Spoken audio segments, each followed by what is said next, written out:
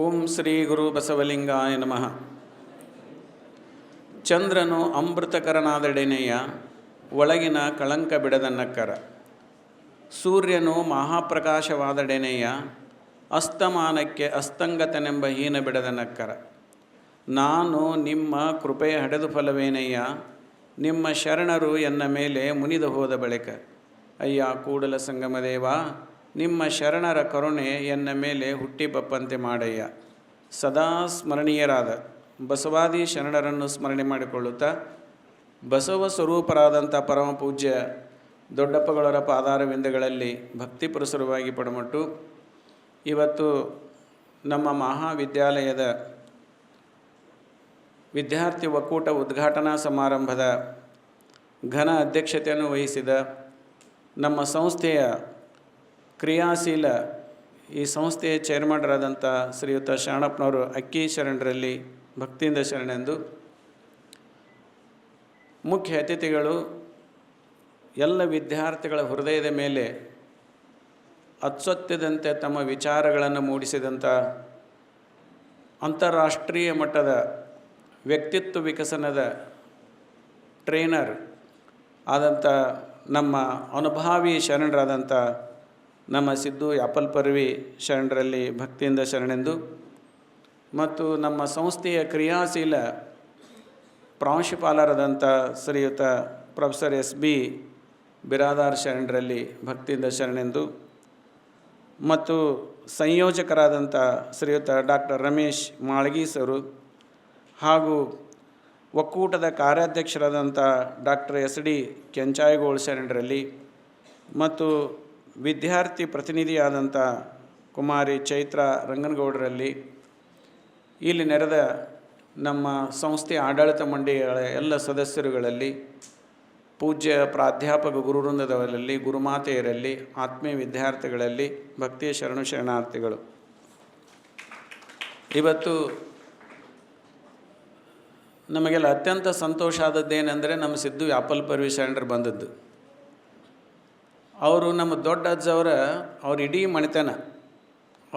ಮಣಿತನ ಕಾರಟಿಗೆ ಅವ್ರ ಊರು. ಅಲ್ಲಿ ಯಾಪಲ್ಪರ್ವಿ ಅಂತಂದು ದೊಡ್ಡ ವ್ಯಾಪಾರಸ್ಥರು. ಅವ್ರ ತಂದೆಯವರು ಬಸವರಾಜಪ್ಪನವರು. ಅವರು ನಮ್ಮ ದೊಡ್ಡ ಅಜ್ಜವ್ರಿಗೆ ಅತ್ಯಂತ ಪರಮ ಸದ್ಭಕ್ತರವರು.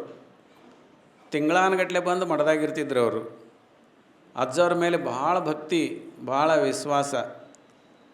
ಆವಾಗನೇ ನಮ್ಮ ಸಿದ್ದು ಯಾಪಲ್ಪರ್ವಿ ಶರಣರು ತಂದೆ ತಾಯಿ ಜೊತೆಗೆ ಇಲ್ಲಿ ಬರ್ತಿದ್ದರು. ಮತ್ತು ತಂದೆ ತಾಯಿ ಲಿಂಗದೊಳಗಾದ ಮ್ಯಾಗೂ ಕೂಡ ಸಾಕಷ್ಟು ಸಲ ಶ್ರೀಮಠಕ್ಕೆ ಅವರು ಬರ್ತಿದ್ದರು. ದೊಡ್ಡ ಅಜ್ಜರ ಮೇಲೆ ಭಾಳ ಭಕ್ತಿಯನ್ನು ಇಟ್ಕೊಂಡಂಥವ್ರು ನಮ್ಮ ಸಿದ್ದು ಯಾಪಲ್ಪರ್ವಿ ಶರಣರು. ಆದರೆ ಅವರು ಬೆಳೀತಾ ಆ ದೊಡ್ಡ ಅಜ್ಜ ಅವರ ಪರಿಸರದಲ್ಲಿ ಏನು ಬಂದ್ರಲ್ಲ, ಬಂದ ಮೇಲೆ ಅವರು ಪೂರ್ತಿ ಅವರು ವಿಚಾರಧಾರೆಗಳು ಭಾಳ ಚೇಂಜ್ ಆದವು. ಅಂತಾರಾಷ್ಟ್ರೀಯ ಮಟ್ಟದವರೆಗೂ ಶರಣರ ಚಿಂತನೆಯನ್ನು ಒಯ್ಯುವಂಥ ಸಾಮರ್ಥ್ಯವನ್ನು ಪಡ್ಕೊಂಡ್ರು ಅವರು. ಇವತ್ತು ನಿಮಗೊಂದು ಮಾತು ಹೇಳ್ತೀನಿ. ಈ ಇಂಡ್ಯಾದಲ್ಲಿ ಒಬ್ಬರು ಪರ್ಸನಾಲಿಟಿ ಡೆವಲಪ್ಮೆಂಟ್ ಪುಸ್ತಕ ಬರೀತಾರೆ ಒಬ್ಬರು. ಭಾಳ ಪುಸ್ತಕಗಳನ್ನು ಬರೋದು ಆಂಧ್ರದವರು. ಅವ್ರ ಹೆಸರೇನು ರೀ ಸರ್?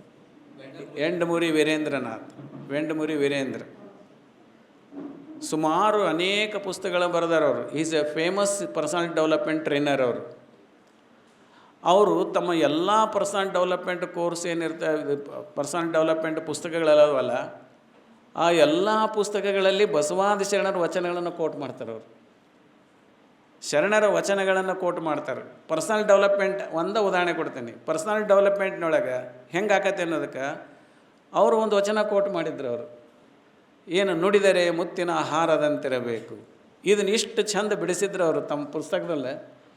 ಇದನ್ನು ಅಳವಡಿಸ್ಕೊಂಡ್ಬಿಟ್ರೆ ಅವನ ಪರ್ಸನಾಲಿಟಿ ವಿಶ್ವವಿಖ್ಯಾತತೆ ಅಂತ ಹೇಳಿದರು ಅವರು. ಅದು ಒಂದೊಂದು ವಚನಗಳನ್ನು, ಎಲ್ಲ ಬಸವಾದಿ ಶರಣರ ವಚನಗಳೆಲ್ಲ ನಮ್ಮ ವ್ಯಕ್ತಿತ್ವವನ್ನು ವಿಕಸನ ಮಾಡ್ತಕ್ಕಂಥ ಆಲೋಚನೆ ಹೊಂದಿದಂಥ ವಚನಗಳು. ಹಿಂಗೆ ನೂರಾರು ವಚನಗಳನ್ನು ಅವರು ಕೋಟ್ ಮಾಡ್ಯಾರ. ಎಂಡಮೂರಿ ವೀರೇಂದ್ರನಾಥ್, ನೀವು ಅವ್ರ ಪುಸ್ತಕ ಓದಿರೋ ನನಗೆ ಗೊತ್ತಿಲ್ಲ. Is belongs to Andhra Pradesh.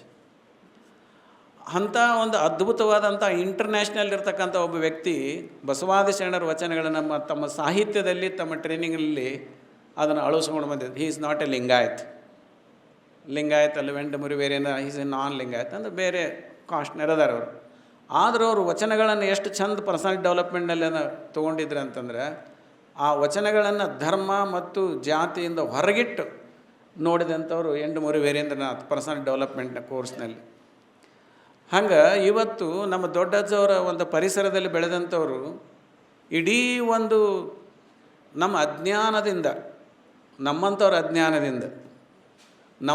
ಅಜ್ಞಾನದಿಂದ ವಿಶ್ವವ್ಯಾಪಿಯಾಗಿರ್ತಕ್ಕಂಥ ತತ್ವಗಳನ್ನು ಒಂದು ಧರ್ಮದ ಹೆಸರಿನಲ್ಲಿ ಅದನ್ನೊಂದು ನಾವು ಮುದುಡಿ ಮಾಡಿಟ್ವಿ, ಚೌಕಟ್ಟಿಗೆ ತಂದಿಟ್ವಿ. ಚೌಕಟ್ಟಿಗೆ ತಂದು ಇದು ಧರ್ಮದ್ದು ನೋಡಿದರೆ ಮುತ್ತಿನ ಹಾರದಂತಿರಬೇಕು, ಇದು ಬಸವಣ್ಣವ್ರದ್ದು, ಲಿಂಗಾಯತರದ್ದು, ಇನ್ನು ಬೇರೆದಾರು ಓದಬಾರ್ದು ಇದನ್ನು ಅವನು ಚೌಕಟ್ಟಿಗೆ ನಮ್ಮಂಥವ್ರು ತಂದಿಟ್ವಿ ಅದನ್ನು. ಅದಕ್ಕಾಗಿ ಇವತ್ತು ಅಂತಾರಾಷ್ಟ್ರೀಯ ಮಟ್ಟದಲ್ಲಿ ಬಸವಣ್ಣವರು ಮಾನವತಾವಾದಿ ಬಸವಣ್ಣ ಅಂತಾರೆ ಅವರಿಗೆ, ವಿಶ್ವಮಾನವ ಅಂತಾರೆ ಅವರಿಗೆ. ವಿಶ್ವಮಾನವ ಅಂತಂದ್ರೆ ಏನಿದ್ರ ಅರ್ಥ? ಇಡೀ ವಿಶ್ವದಲ್ಲಿರ್ತಕ್ಕಂಥ ಎಲ್ಲ ಮಾನವರಿಗೂ ಅನ್ವಯಿಸುವಂಥ ವಿಚಾರಗಳನ್ನು ಹೇಳಿದರೆ ವಿಶ್ವಮಾನವ ಅಂತಾರೆ.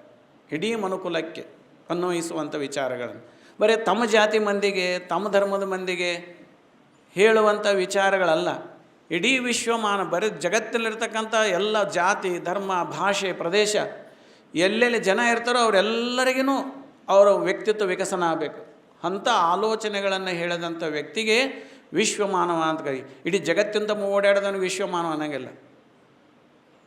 ಮುಂಜಾನೆದ್ದು ಇಂಡಿಯಾದಾಗ ತಿಂಡಿ ತಿಂತಾರೆ, ಮಧ್ಯಾಹ್ನ ಇಂಗ್ಲೆಂಡ್ದಾಗ ಊಟ ಮಾಡ್ತಾರೆ, ರಾತ್ರಿ ಡಿನ್ನರ್ ಅಮೇರಿಕಾದಾಗ ಮಾಡ್ತಾರೆ. ಹಿಂಗೆ ಜಗತ್ತಿನ ಸುತ್ತಾರೆ ಜನ, ಅವ್ರು ಯಾರಿಗೆ ವಿಶ್ವಮಾನವ ಅನ್ನಂಗಿಲ್ಲ ಅವರಿಗೆ. ಆದರೆ ಜಗತ್ತಿನ ಎಲ್ಲ ಜೀವಿಗಳು ಬೇಕಾದ್ರೂ ವ್ಯಕ್ತಿತ್ವ ವಿಕಸನ ಆಗಬೇಕನ್ನುವಂಥ ಆ ವಿಕಸನವಾಗಲಿಕ್ಕೆ ಏನು ಬೇಕೋ ಆಲೋಚನೆಗಳನ್ನು ವಿಚಾರಗಳನ್ನು ಕೊಟ್ಟಂಥವರು ಬಸವಾದಿಶರಣರು ಅವ್ರಿಗೆ ವಿಶ್ವಮಾನವ ಅಂತ ಕರೀತಾರೆ. ಅಂಥ ಅದ್ಭುತವಾದಂಥ ವಿಚಾರಗಳನ್ನು ಇವತ್ತು ನಮ್ಮ ದೊಡ್ಡಜ್ಜವರ ಒಂದು ಪರಿಸರದಲ್ಲಿ ಬೆಳೆದಂಥವರು ನಮ್ಮ ಸಿದ್ದು ಯಾಪಲ್ಪರಿಯವರು ಸುಮಾರು 50-60 ರಾಷ್ಟ್ರಗಳಿಗೆ ಅವರು ಪರ್ಸನಾಲಿಟಿ ಡೆವಲಪ್ಮೆಂಟ್ ಟ್ರೈನರ್ ಅಂತಾಗಿ ಹೋಗ್ತಾರೆ. ಅವರು ಜಪಾನ್ಗೆ ಹೋಗಿದ್ದಾರೆ, ಇಂಡೋನೇಷ್ಯಾಕ್ಕೆ ಹೋಗ್ಯಾರೆ, ಇನ್ನೂ ಚೀನಾಕ್ಕೆ ಹೋಗ್ಯಾರೆ. ಸುಮಾರು 50-60 ರಾಷ್ಟ್ರಗಳಿಗೆ ಪರ್ಸನಲ್ ಡೆವಲಪ್ಮೆಂಟ್ ಟ್ರೈನರ್ ಅಂತಾಗಿ ಹೋಗ್ಯಾರ ಅವರು. ಅಲ್ಲಿ ಎಲ್ಲ ಶರಣರ ಚಿಂತನೆಗಳನ್ನು ಹೆಂಗೆ ನಮ್ಮದು ಪರ್ಸನಾಲಿಟಿ ವಿಕಾಸ ಆಕತಿ ಅನ್ನೋದನ್ನು ಶರಣರ ವಚನಗಳ ಮೂಲಕವಾಗಿ ಅವರು ಅದ್ಭುತವಾಗಿ ಮಾತನಾಡ್ತಾರೆ. ನಿಮ್ಮ ಮಾತಾಡಿದ್ದು ಸ್ವಲ್ಪ ಟ್ರೇಲರ್ ಅಷ್ಟೇ ಈಗ ಮಾತಾಡಿದ್ದವ್ರು, ನಿಮಗೆ ಒಂದಿಷ್ಟು ಇಂಟ್ರೊಡಕ್ಷನ್ ಅವ್ರು ಮಾತಾಡಿದ್ದು.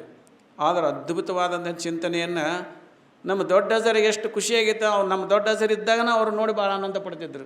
ಭಾಳ ಬೆಳೆದಪ್ಪ ನೀ ಅಂತಿದ್ರು ಅವರು, ಭಾಳ ಚಲೋ ಆತಪ್ಪ, ಎಲ್ಲಿ ಹೋದರೂ ಇದನ್ನು ಹೇಳ್ಬೇಕು ನೋಡು ಅಂತಿದ್ರು. ಅದಕ್ಕಾಗಿ ಅಂಥವ್ರ ದೊಡ್ಡಜ್ಜವರ ಒಂದು ಆಶೀರ್ವಾದದಿಂದ ಅವರ ಅಂತಃಕರಣ ಈಗ ನಮ್ಮ ದೊಡ್ಡಜ್ಜರನ್ನ ನಮ್ಮ ಗುರುಗಳಂತ ನಾನು ಅಭಿಮಾನದಿಂದ ಹೇಳೋಕ್ಕಿಂತಲೂ ಅದನ್ನು ಒಂದು ವರ್ಡ್ ದಾಟಿ ನಾನು ಹೇಳ್ತೀನಿ.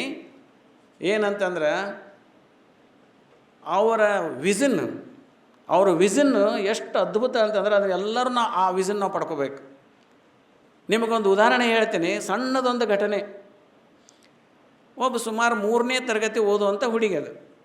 ಆ 3ನೇ ತರಗತಿ ಓದುವಂಥ ಹುಡುಗಿಗೆ ಅಜ್ಜಾರು ಒಂದು ಸುಮಾರು 15-16 ವರ್ಷದಿಂದ ಆ 3ನೇ ತರಗತಿ ಓದು ಹುಡುಗಿ ಒಂದು ವಚನ ನೃತ್ಯ ಮಾಡಿಲ್ಲ. ಆ ಹುಡುಗಿ ಭಾಳ ಚಂದ ವಚನ ನೃತ್ಯ ಮಾಡಿದ್ಲು. ಆವಾಗ ಅಜ್ಜಾರು ಹೇಳಿದರು, ನೋಡುವ, ನೀನು ಇಡೀ ಜೀವನ ತುಂಬ ವಚನ ನೃತ್ಯನ ಮಾಡಬೇಕು, ಆದರೆ ನೀನು 1000 ಹೆಣ್ಣು ಹುಡುಗರಿಗೆ ವಚನ ನೃತ್ಯ ನೀ ಕಲಿಸ್ಬೇಕಂತ ಹೇಳಿದರು ಅವರು. 1000 ಹೆಣ್ಣು ಹುಡುಗರು ವಚನ ನೃತ್ಯ ನೀ ಕಲಿಸ್ಬೇಕು ಅಂತ ಹೇಳಿದರು. ಅವ್ರ ಅಜ್ಜಾರು ಒಂದು ಮಾತದು, ಅದನ್ನು ಹೇಳಿದ್ದಕ್ಕೆ ಆ ಹುಡುಗಿ ಏನು ಮಾಡಿಲ್ಲ ಅಂತಂದ್ರೆ ಭರತನಾಟ್ಯವನ್ನು ಕಲಿಯಕ್ಕೆ ಚಾಲು ಮಾಡಿಲ್ಲ. ಭರತನಾಟ್ಯನ ಕಲಿತು ಅಲಂಕಾರ ಅಂತ ಲಾಸ್ಟ್ ಎಂಡ್ ಅದು ಎಜುಕೇಷನ್ದೊಳಗೆ, ಭರತನಾಟ್ಯದೊಳಗೆ ಎಂಡ್ ಅದು ಲಾಸ್ಟ್ PhD ಆದಂಗೆ.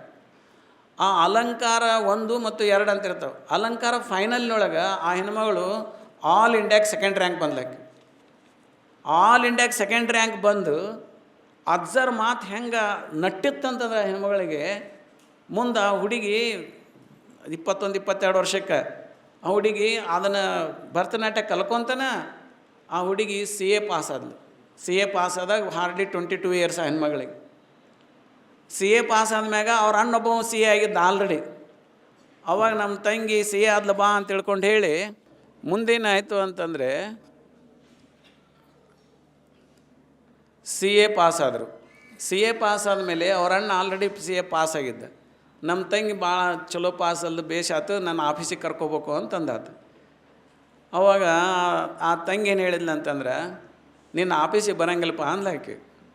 ಯಾಕಂದ್ರೆ ಮುಂಜಾನೆ ಸಂಜೆ ಮಟ್ಟ ದುಡಿಬೇಕು ನಿನ್ನ ಆಫೀಸ್ನಾಗ, ನೀನು ರೊಕ್ಕ ಕೊಡ್ಬೋದು ಬಿಡು, ನನಗಿಲ್ಲ ಅನ್ನಂಗಿಲ್ಲ. ಆದರೆ ನಾನು ಬೆಳಗ್ಗೆ ಮುಂಜಾನೆ 9 ಸಾಯಂಕಾಲ 5 ಗಂಟೆ ಡ್ಯೂಟಿ ಇರುವಂಥ ಆಫೀಸಿಗೆ ಅಷ್ಟೇ ಹೋಗ್ತೀನಿ ಅಂತ ಹೇಳಿದ್ಲಾಕಿ. ನೀನಂತಲೂ ಎಲ್ಲ ಇಡೀ ಊರಿಗೆಲ್ಲ ಕಳಿಸ್ಕೊಂತ ಹೋಗಿ ಎಡಿಟ್ ಮಾಡೋಕೆ ನಾವು ಅಲ್ಲ ಅಂತ ಹೇಳಿದ್ಲಾಕಿ. ಬೆಂಗಳೂರಾಗ ಸುಮಾರು 1 ಲಕ್ಷ ರೂಪಾಯಿಗೆ ಆ ಹೆಣ್ಮಗಳಿಗೆ ನೌಕರಿ ಸಿಕ್ತು. ಇಮಿಡಿಯೇಟ್ ಪಾಸ್ ಆದ ದಿವಸನೇ ಸಿಕ್ತು. ಯಾಕೆ ಇಲ್ಲಿ 2-3 ಲಕ್ಷ ಬರ್ತಿತ್ತು ಆ ಹೆಣ್ಮಗಳಿಗೆ ಇಲ್ಲಿಗೆ, ಇದನ್ನು ಬಿಟ್ಟು ಅದನ್ನೇ ಯಾಕೆ ಹೋದ್ಲು ಅಂತಂದು ಕ್ವಶನ್ ಮಾಡಿದ್ರೆ ಏನಲ್ಲ ಅಂದ್ರೆ, ನಾನು ಹಗಲು ರಾತ್ರಿ ಎಲ್ಲ ಇದು ದುಡ್ಕೊತ ಬಂದೆ ಅಂದ್ರೆ ನಮ್ಮ ದೊಡ್ಡ ಸರ್ ಏನು ಹೇಳ್ಯಾರಂದ್ರೆ ವಚನ ನೃತ್ಯ ಕಲಿಸಂದ್ರೆ ಎಲ್ಲರಿಗೆ. ನಾ ಅಲಂಕಾರ ಪಾಸಾಗೇನು, ನಾ ಬರೀ ದುಡ್ಕೊತ ಕುಂತೆ ಅಂದ್ರೆ ನಾನು ವಚನ ನೃತ್ಯಕ್ಕೆ ಯಾವಾಗ ಕಲಿಸ್ಲಿ ಹುಡುಗರಿಗೆ. ಅದಕ್ಕಾಗಿ ನಾ ವಚನ ನೃತ್ಯ ಕಲಿಸೋಕೆ ನಾ ಟೈಮ್ ಸ್ಪೇರ್ ಮಾಡಬೇಕು. ಅದಕ್ಕೆ ಬೆಳಗ್ಗೆ ಮುಂಜಾನೆ 9:30 10 ಗಂಟೆಗೆ ಆಫೀಸ್ ಚಾಲು ಆತಂದ್ರೆ 5 ಗಂಟೆಗೆ ಕ್ಲೋಸ್ ಆತಂದ್ರೆ ಮುಂದೆ 5ರಿಂದ ರಾತ್ರಿ 10 ಗಂಟೆ 9 ಗಂಟೆ ತನಕ ಹುಡುಗರಿಗೆ ನಾನು ವಚನ ನೃತ್ಯ ಕಲಿಸ್ಬೋದು. ಅದಕ್ಕಾಗಿ ನಾನು ನಿನ್ನ ಆಫೀಸಿಗೆ ಬರೋಂಗಿಲ್ಲ, ನಿನ್ನ ರೊಕ್ಕ ಬ್ಯಾಡ ನನಗಂತ ಹೇಳಿದೆ. ಅದು 1 ಲಕ್ಷ ರೂಪಾಯಿ ನನಗೆ ಸಾಕು, ನನ್ನ ಜೀವನಕ್ಕೆ ಸಫಿಷಿಯೆಂಟ್ ಆಗತ್ತೆ ನನಗೆ. ಅಷ್ಟ್ರಾಗ ನಾ ಇದ್ಕೊಂಡು ನಮ್ಮ ದೊಡ್ಡ ಸರ್ ಹೇಳಿದಂಥ ಮಾತನ್ನು ನಾನು ಸಾವಿರಾರು ಹೆಣ್ಣು ಹುಡುಗರಿಗೆ ವಚನ ನೃತ್ಯ ಕಲಿಸ್ಬೇಕು ಅನ್ನೋಂಥ ಕಾರಣಕ್ಕಾಗಿ ನಾನು ನಿನ್ನ ಆಫೀಸಿಗೆ ಬರೋಂಗಿಲ್ಲ ಅಂತ ಹೇಳಿದ್ದೆ. ಈಗ ನಾಳೆ ರಂಗಪ್ರವೇಶ ಐತಿ, ಮುಂದೆ ಈಗ ಡಿಸೆಂಬರ್ದಾಗ ರಂಗಪ್ರವೇಶ ಮಾಡಿದಾಗ ಸ್ಕೂಲ್ ತೆಗಿತಾಳೆ ಹೆಣ್ಮಗಳು. ಅಂದರೆ ನಮ್ಮ ದೊಡ್ಡ ಸರ್ ವಿಷನ್ ಹೆಂಗಿತ್ತಂತಂದ್ರೆ, ಈ ಶರಣರ ತತ್ವಗಳನ್ನು ವಿಶ್ವವಿಖ್ಯಾತ ಮಾಡೋಕೆ ಹುಡುಗರು ತಲೆಯಾಗಿ ಹೆಂಗೆ ಹಾಕ್ತಿದ್ರು ಅಂತಂದ್ರು. ಹುಡುಗರು ತಲೆಯಾಗಿ ಸಣ್ಣ ಹುಡುಗರಿದ್ದ ಬೀಜ ಬಿತ್ತಿದ್ರು ಅವರು, ಇದನ್ನು ಮಾಡ್ಬೇಕು ನೋಡುವನಿ ಅಂತಂದು. ಅದು ಹೆಂಗೆ ಮೊಳಕೆ ಹೊಡೆದು ದೊಡ್ಡದಾಕತ್ತೆ ಅಂದ್ರೆ ಇಲ್ಲಿವರೆಗೂ ದೊಡ್ಡದಾಕೊಂತ ಬಂದೈತೆ ಅದು. ಹಂಗೆ ಇವತ್ತು ನಮ್ಮ ಸಿದ್ದು ಯಾಪಲ್ಪುರಿಯವ್ರನ್ನ ನಮ್ಮ ದೊಡ್ಡ ಸರ್ ನೋಡಿ ಭಾಳ ಖುಷಿ ಪಡ್ತಿದ್ರು, ಭಾಳ ಸಂತೋಷ ಪಡ್ತಿದ್ರು ಅವರು. ಏನಪ್ಪ ಇಂಗ್ಲೀಷ್ನ್ಯಾಗ ನೀ ಬಸವಣ್ಣವ್ರ ತತ್ವ ಹೇಳಾಕತ್ತಿ, ನನಗೆ ಭಾಳ ಸಂತೋಷ ಆಗೈತಿ ಅಂತಿದ್ರು ಅವರು. ಅದಕ್ಕಾಗಿ ಇವತ್ತು ಆ ಬಸವಾದಿ ಶರಣರ ಧರ್ಮದ ಒಂದು ಚೌಕಟ್ಟಿನಿಂದ ಹೊರಗಡೆ ಅದನ್ನು ಒಯ್ಯುವಂಥ ಒಂದು ಅದ್ಭುತ ಏನು ಬಸವಣ್ಣವರ ಆಶೆ ಇತ್ತು, ಆ ಆಶೆಯನ್ನು ಈಡೇರಿಸುವಂಥ ಒಂದು ಅದ್ಭುತವಾದಂಥ ಕಾರ್ಯವನ್ನು ನಮ್ಮ ಸಿದ್ದು ಯಾಪಲ್ಪುರಿ ಶರಣರು ಮಾಡಕತ್ತಾರೆ. ನಮ್ಮ ದೊಡ್ಡಜ್ಜವರು ಅತ್ಯಂತ ಭಕ್ತರು ಅನ್ನೋದಕ್ಕೆ ನನಗೆ ಹೇಳಲಿಕ್ಕೆ ಭಾಳ ಅಭಿಮಾನ ಅನ್ನಿಸ್ತತಿ, ಭಾಳ ಸಂತೋಷ ಅನ್ನಿಸ್ತತಿ. ಯಾಕಂತಂದರೆ ಅವರು ನಮ್ಮ ಸಿದ್ದು ಯಾಪಲ್ಪುರಿಯವರು ದೊಡ್ಡಜ್ಜರ ಒಂದು ಅಂತಃಕರಣದಲ್ಲಿ ಬೆಳೆದಂಥವ್ರು. ಅವ್ರು ನಮ್ಮ ದೊಡ್ಡಜ್ಜರು ಭಾಳ ದೊಡ್ಡ ತಪಶಕ್ತಿ ಇತ್ತವ್ರಂತಲೇ, ಅದ್ಭುತವಾದಂಥ ಭಾಳ ಕರುಣಾಮಯಿಗಳಿದ್ರು ಅವರು. ಇವತ್ತು ಅವ್ರು ಲಿಂಗದೊಳಗ್ಯಾರ ಅಂತ ತಿಳ್ಕೊಬೇಡ್ರಿ ನೀವು, ಅತ್ಯಂತ ಕರುಣಾಮಯಿ ಅವರು. ಅವ್ರು ಎಂದೂ ಲಿಂಗದೊಳಗಾಗಂಗಿಲ್ಲ. ಅವ್ರ ಲಿಂಗದೊಳಗಾದ್ರೆ ನಾವೆಲ್ಲ ಬದುಕಾಗಂಗಿಲ್ಲ. ಅದಕ್ಕಾಗಿ ಅವರು ಲಿಂಗದೊಳಗೆ ಆಗಂಗಿಲ್ಲ, ಲಿಂಗದೊಳಗೆ ಆಗಿಲ್ಲ. ಅವರು ಎಲ್ಲವನ್ನು ಮೀರಿ ಬರೀ ಮನುಕುಲವನ್ನೇ ದೃಷ್ಟಿಯಲ್ಲಿ ಇಟ್ಕೊಂಡು ಬದುಕಿದಂಥವ್ರು. ಯಾವ ಜಾತಿ ಧರ್ಮನ ದೃಷ್ಟಿಯನ್ನು ಇಟ್ಕೊಂಡು ಬದುಕಿದವರಲ್ಲ, ಮನುಕುಲವನ್ನೇ ದೃಷ್ಟಿಯಲ್ಲಿ ಇಟ್ಕೊಂಡು ಬದುಕಿದವರು. ಹಾಗಾಗಿ ಎಲ್ಲ ಜಾತಿ ಜನರ ಮೇಲೆ ಅವರಿಗೆ ಅಂತಃಕರಣ ಭಾಳ ಇತ್ತು. ದೊಡ್ಡದವರಿಗೆ ಭಾಳ ಕರುಣಾಮಯಿ ಇದ್ದರು. ಅದಕ್ಕಾಗಿ ಅಂಥ ಒಂದು ಗುರುಗಳ ಒಂದು ಕೃಪೆಯಿಂದ ಇವತ್ತು ನಮ್ಮ ಸಿದ್ದು ಯಾಪಲ್ಪುರಿಯವರು ಇಷ್ಟು ದೊಡ್ಡದಾದಂಥ ವಿಶಾಲವಾಗಿ ಇಡೀ ಜಗತ್ತಿನ ತಮ್ಮ ಅಂತಾರಾಷ್ಟ್ರೀಯ ಮಟ್ಟದಲ್ಲಿ ಇವತ್ತಿನ ದಿವಸ ಅವರು ಶರಣರ ವಚನಧಾರೆಗಳನ್ನು ಹೇಳುವಂಥ ಒಂದು ಸಾಮರ್ಥ್ಯವನ್ನು ಪಡ್ಕೊಂಡಿದ್ದಾರೆ. ಅದು ಅವರ ಪರಿಶ್ರಮ ಭಾಳ ಐತಿ. ಅಧ್ಯಯನಶೀಲರು, ವಿಪರೀತ ಅಧ್ಯಯನಶೀಲರು ಅವರು, ಪರಿಶ್ರಮ ಭಾಳ ಐತಿ. ಈಗ ಒಂದು ವಚನ ಟಿ ವಿ ಅಂತ ಮಾಡ್ಯಾರವರು. ವಚನಗಳನ್ನು ಇಡೀ ವಿಶ್ವಕ್ಕೇ ಮುಟ್ಟಿಸಬೇಕು ಅನ್ನುವಂಥ ವಚನ ಟಿ ವಿ ಮಾಡ್ಯಾರ. ಆ ಟಿ ವಿ ನೀವೆಲ್ಲರೂ ಅವರಲ್ಲಿ ಏನು ಆಲೋಚನೆಗಳದಾವಲ್ಲ, ಆ ಎಲ್ಲ ಆಲೋಚನೆಗಳನ್ನು, ಜಾತಿ ಧರ್ಮವನ್ನು ಮೀರಿದ ಆಲೋಚನೆಗಳನ್ನು ಆ ವಚನ ಟಿ ವಿಯಲ್ಲಿ ಅವರು ಹೇಳ್ತಿರ್ತಾರೆ. ಮತ್ತು ಎಲ್ಲ ದೊಡ್ಡ ದೊಡ್ಡ ವ್ಯಕ್ತಿಗಳ ಸಂದರ್ಶನೂ ಮಾಡ್ತಿರ್ತಾರೆ.